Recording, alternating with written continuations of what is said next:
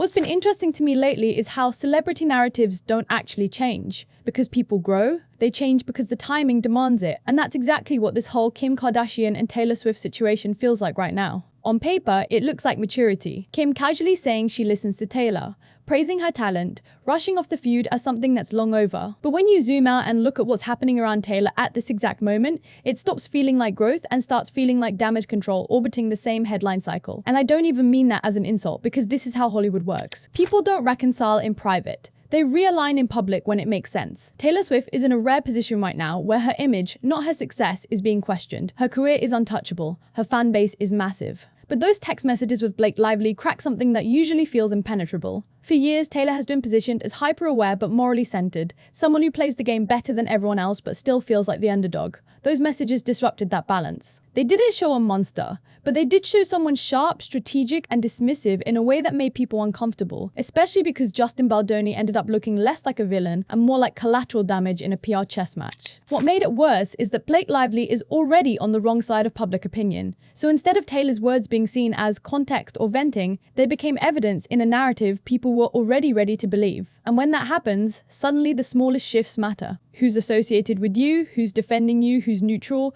who's suddenly friendly again. That's where Kim Kardashian enters the picture, smiling politely, saying all the right things, acting like the past is ancient history. The thing is, Kim has always been incredibly good at sensing cultural shifts before they fully settle. She doesn't jump into chaos, she steps in once the temperature is set. So her talking about Taylor now doesn't feel random. It feels like Kim recognizing that Taylor, for the first time in a while, could benefit from appearing aligned with someone who represents forgiveness, longevity, and moving on, even if that someone is also deeply controversial. And at the same time, Kim benefits from standing next to Taylor's credibility instead of Kanye's shadow, which she's been trying to step out of for years. But I think what gets lost in this conversation is how different Kim and Taylor actually are when it comes to memory. Kim moves on by rewriting the story. Taylor moves on by archiving it. That's why their feud never really resolved. Kim believes enough time passing should erase emotional debt. Taylor believes time only sharpens clarity. So when Kim says she doesn't understand why Taylor still feels hurt, I actually believe her. I just don't think that misunderstanding absolves her of responsibility. People forget how seismic that 2016 moment was for Taylor. It wasn't just gossip. It fundamentally changed how she was treated by the public and the industry. The edited phone call didn't just make her look dishonest,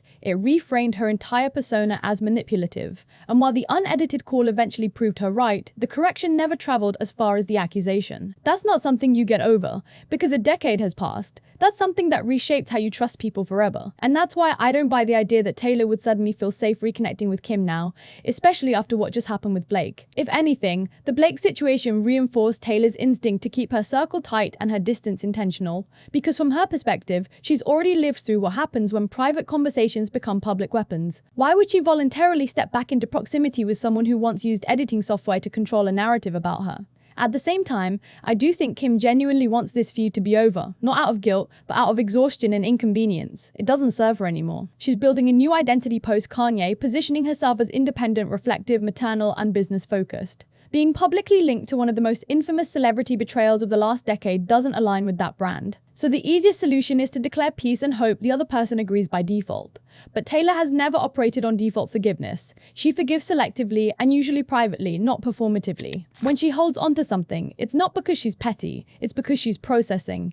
That's why her music keeps revisiting the same themes from different emotional distances. She doesn't move on by pretending something didn't matter. She moves on by fully understanding why it did. That's also why the Valentine's Day perfume situation still matters more than people think. On its own, it's small, but symbolically it reinforced the power imbalance. Kim sending gifts to her haters wasn't kindness, it was dominance disguised as generosity. It sent the message that Kim felt untouchable enough to joke about people she'd already hurt. And for Taylor, who was trying to rebuild her sense of credibility at the time, that kind of gesture probably felt less like peace and more like mockery. Now layer in Kim's parenting narrative and the picture gets even more complicated. Kim is presenting herself as someone who's evolved, learned, softened.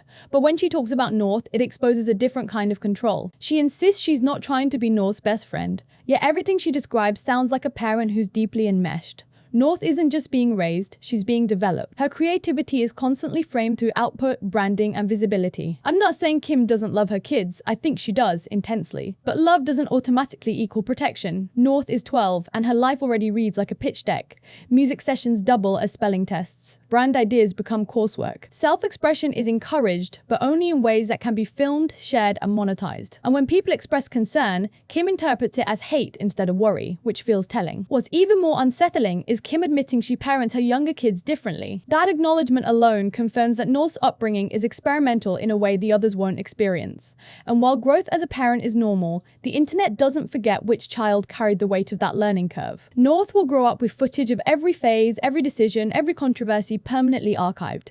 And that's where I start seeing an unspoken parallel between Kim and Taylor. Taylor was once the kid in the spotlight whose narrative was controlled by adults, executives, and partners who thought they knew better. She spent her entire adult life reclaiming ownership over her story. Kim, on the other hand, is still deciding who gets ownership over North, which brings me back to why I don't think this Kim and Taylor friendliness is going anywhere real. It's surface level alignment, not emotional reconciliation. Taylor doesn't need Kim's approval. She needs distance from situations that compromise her sense of safety. And Kim doesn't need Taylor's friendship. She needs the association to neutralize a past that keeps resurfacing whenever people talk about accountability. Meanwhile, Kourtney Kardashian's quiet redemption through Jennifer Lawrence feels almost accidental in comparison. Jennifer said what everyone was thinking years ago, then later acknowledged how her words landed. She didn't rewrite history, she contextualized it. That's the difference. Jennifer didn't say, "We've all moved on." She said, "I see how that sounded and I get why it mattered." That kind of reflection lands differently because it doesn't demand forgiveness. It just offers understanding. Kim has never really done that with Taylor.